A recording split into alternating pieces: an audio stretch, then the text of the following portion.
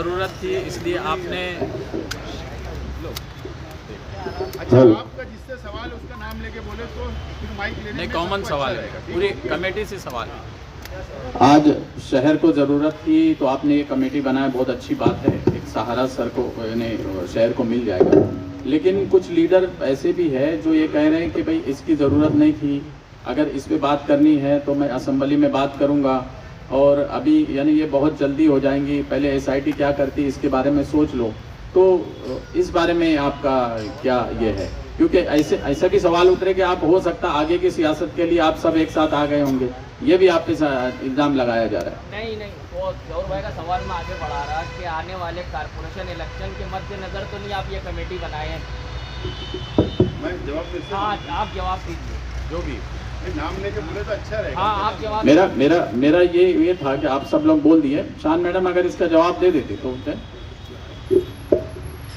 2014 से जब से बीजेपी हिंदुस्तान में राज करने आई है, उसके बाद से मुसलसल ऐसे कानून बनाए जाते हैं जिससे माइनॉरिटी को तकलीफ दी जाती है जानबूझ के।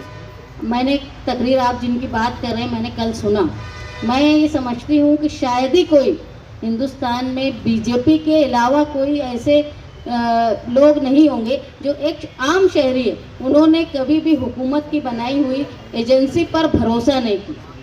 ये कैसे भरोसा कर रहे हैं ये सवाल, और मजम्मत होना चाहिए। उसकी वजह ये है कि जब हमारे ऊपर एनआरसी की मुसीबत आई, वो कानून के ख़िलाफ़ हिंदुस्तान के न सिर्फ मुसलमान बल्कि दूसरी माइनॉरिटी ने भी बैठकर उसकी मजम्मत की, क्योंकि मजम्मत करना इस बात की गवाही होती है कि वो इस बात को नापसंद कर रहे हैं। अगर मालेगांव शहर खामोश रहेगा तो इसका मतलब ये निकाला जाएगा कि हम भी ये मानते हैं कि कहीं ना कहीं गलत काम हुआ, इसलिए ज़रूरी है कि मजम्मत की जाए। दूसरा ये कि पार्लियामेंट के जो मालेगांव शहर से नुमाइंदी थी, उनका काम था कि जब मालेगांव शहर पर इल्ज़ाम लगाया जा रहा था तो उन्होंने पार्लियामेंट जो है वो हिंदुस्तान की सबसे बड़ी कॉन्स्टिट्यूशनल मजलिस है, वहाँ पर उनको बोलना चाहिए था। और जो बोला गया कल कि एसआईटी बनने के पहले कोई इजलास, सब इजलास पहले हुए बाद में नहीं हुए, लेकिन नागपुर के इजलास में मुख्यमंत्री देवेंद्र फडणवीस ने मालेगांव के खिलाफ बोला था, चाहे वो वोट जिहाद की बात हो, लैंड जिहाद की बात हो, या जो बैंक में टर्नओवर चल रहा था उसके बारे में। लेकिन मालेगांव शहर के नुमाइंदा उस वक्त खामोश थे।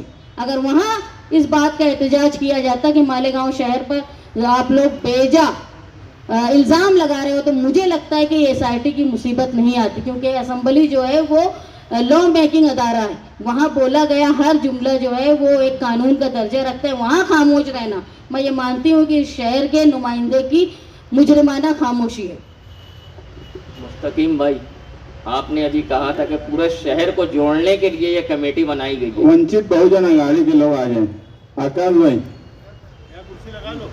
मुस्तकीम भाई, मेरा सवाल ये है कि मुस्तकीम भाई, आपने भी कहा कि पूरा शहर को जोड़ने के लिए कमेटी बनाई गई है। सेंट्रल हल्के का ये मसला है ज़्यादा। सेंट्रल हल्के की दो बड़ी सियासी पार्टियां कांग्रेस और मजलिस इत्तेहादुल मुस्लिमीन को आप जोड़ेंगे या नहीं जोड़ेंगे? कांग्रेस और आपने कहा एमआईएम के लोगों को जोड़ा नहीं है।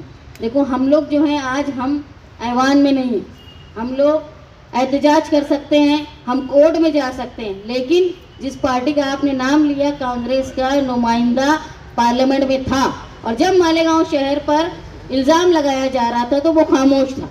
दूसरा मौका था असेंबली के मेंबर को जो असेंबली में थे, और वहाँ देवेंद्र फडणवीस जो सीएम है वो इल्ज़ाम लगा रहे थे, तो ये तब भी खामोश थे। हम लोग असेंबली या पार्लियामेंट में नहीं बोल सकते, उनके पास हक था बोलने का, उस वक्त वो खामोश थे, इसलिए उनकी खामोशी हमको मुजरिमाना लगती है। इसलिए हमको नहीं लगता कि जहाँ बोलना चाहिए था उन्होंने नहीं बोला, तो वो हमारे साथ ईमानदारी से रहेंगे कि उनको नहीं लेना चाहिए। अजीब साहब, ये इस्तेकबालिया प्रोग्राम में आमदार ने आप पर इल्ज़ाम लगाया है कि किरीट सुमैया को लाने वाले आती है, एक होटल के अंदर आपकी मीटिंग हुई है, बहुत जल्द वो उनका इशारा उनके ऊपर ही था। आज के एमएलए जब से सियासत में आए हैं, जब से गैर जिम्मेदाराना बयानबाजी करते हैं, और कल भी उन्होंने गैर जिम्मेदाराना बयानबाजी की। मुझे नहीं लगता कि उस शख्स का कोई जवाब देना चाहिए।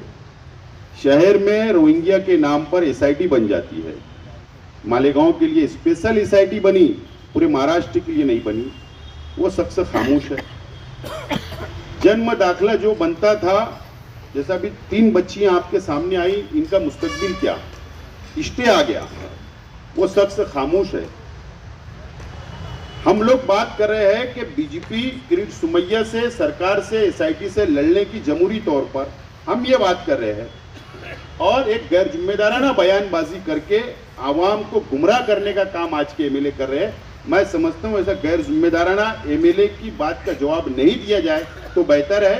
हम हमारा रास्ते पे निकल चुके हैं और इंशाल्लाह हमारी लड़ाई कामयाब होगी। आसिफ साहब, एनडीसी कमेटी ऑफ मालेगांव, इसकी स्थापना करने में आपने जल्दबाजी की है, ऐसा शहर में महसूस किया रहा है, क्योंकि शहर ने नुमाइंदगी किसी और को दी है। इसलिए आरोप ये लग रहा है कि भाई आप लोग, मुस्तकीम भाई और आप और दूसरी सियासी पार्टियों के लोगों ने जल्दबाजी का फैसला किया है, तो आप मेरा खामोश बैठ जाते, जिसको नुमाइंदगी दी है उसको तो थोड़ा आजमाया होता। मंच पे बैठे लोगों के ब्लड में, खून में ऐसा नहीं है बुजदिलपन। हम लोग जाबाज लोग हैं, हम लोग लड़ने वाले लोग हैं, हम लड़ेंगे। दुनिया कुछ भी हमारे बारे में बोले, हमको उसकी परवाह नहीं है। मालेगांव शहर के इस इलेक्शन में सीधा सीधा बाकी सब पार्टियों को नकारते हुए चले जाएंगे आप। इससे सवाल है, पहले पूछो सब बैठे। हाँ, आप इसे सवाल है, एक पार्टी के नुमाइंदों को नकारा है, अब आप शहर को जोड़ने की और रास्ते पे उतरने की बात कर रहे हैं। आपको लगता है कि ये शहर की आवाम आपके साथ सड़कों पर उतरेंगी और इस आंदोलन में आपका साथ देगी? मंच पे जो भी पार्टी आपको नजर आ रही है, आज के एमएलए से ज्यादा वोट हमारे पास है। इससे बड़ा सबूत क्या चाहिए आपको? और उम्मीद है जो लड़ने वाला होता है आवाम उसके साथ चलती है, और हमें उम्मीद है कि हम शहर की हिफाजत के लिए आवाम के हित में हम लोग लड़ाई लड़ रहे हैं, और आवाम हमारा साथ देंगे, और आप लोग भी देखेंगे और ये शहर भी देखेगा।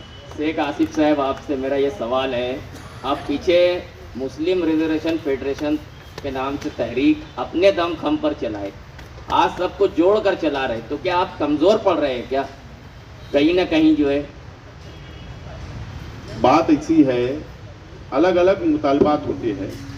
वो रिजर्वेशन की तहरीक पूरे महाराष्ट्र के लिए थी, और स्पेशल एसआईटी सिर्फ मालेगांव के लिए बनी है।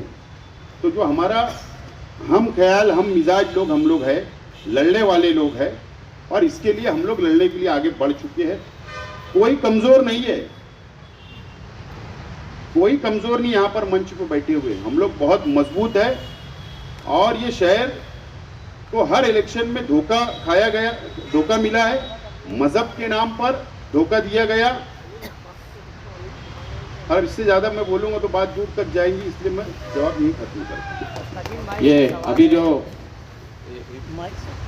ये जो 3 बच्चियां आपने अभी यहाँ पे बताई, तो ऐसी बहुत सी बच्चियां होंगी जिनके दाखिले यहाँ पे बने नहीं हैं। इनकी उम्र अभी हम देख रहे हैं 5 साल 6 साल के करीब होंगी, लेकिन ऐसे ये माँ बाप की भी जिम्मेदारी थी कि इन्होंने इनका दाखिले, इनका इंदराज क्यों नहीं हुआ।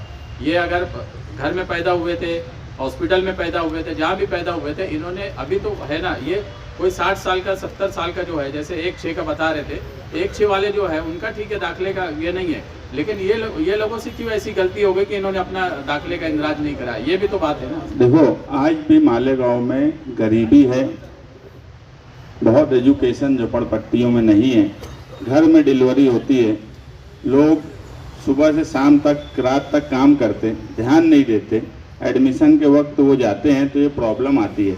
ये बात बिल्कुल सच है कि पेरेंट्स को अब जो हालात मुल्क के बन गए हैं, बहुत ध्यान देने की ज़रूरत है। मगर अगर जन्म दाखिला नहीं नोंद है तो ऐसा तो नहीं है कि उसके लिए कोई कानून नहीं था, पहले कोर्ट में था, उसके बाद वो पावर दिया गया तहसील ऑफिस को। तो मतलब ये है कि ये चीज़ हो सकती है, सरकार भी ये बात मानती थी ना कि ऐसी गलतियां हो सकती है, इसलिए कानून बनाया गया। मगर सिर्फ मालेगांव शहर के नाम पर उस कानून पर स्थगिती दे दी गई, और इनका राइट टू एजुकेशन जो कानून सरकार नहीं बनाई है, और इसमें ये 3 लड़कियां हैं और सैकड़ों और भी लड़कियां और लड़के हैं, और सरकार का ही नारा है बेटी पढ़ाओ बेटी पढ़ाओ। तो ये तो सरकार का जो नारा है, सरकार का जो कानून है, उसके खिलाफ बात जा रही है। ये गलती नहीं होना चाहिए पेरेंट्स से, ये बात बिल्कुल सच है, मगर गलती होने के लिए ही कानून बना है कि कोई कर दे तो उसका ये रास्ता है। हम हर हाल में कल जाएंगे, अभी आसिफ भाई ने कहा, इनके लिए, और इंशाअल्लाह हम इनका हक इनको दिला के रहेंगे। ने भी तहरीकें चलाई है, आज प्रेस कॉन्फ्रेंस हो रही है, कल एसआईटी से आपकी टीम मुलाकात करेंगी।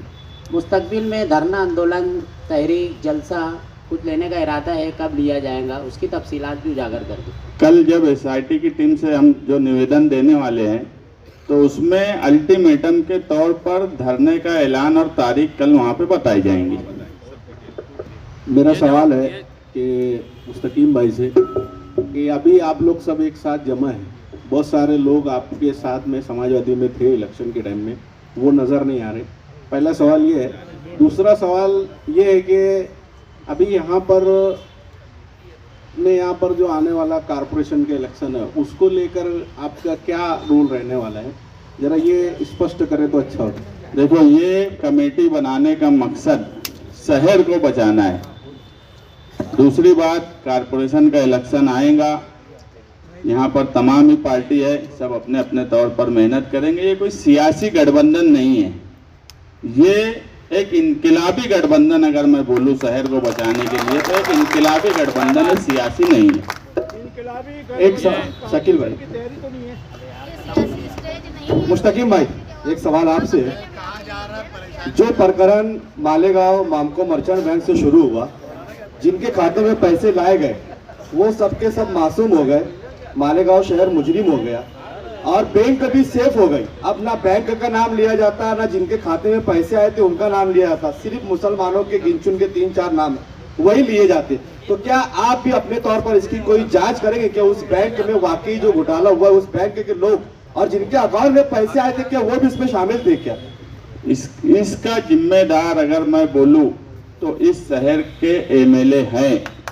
उसकी वजह है, जब मुख्यमंत्री नागपुर अजलास में उस मामले में बोल रहे थे, उस वक्त एमएलए वहां, आसिफ भाई, मैं या यहाँ बैठे शाहनहीन, ये तो नहीं बोल सकते थे।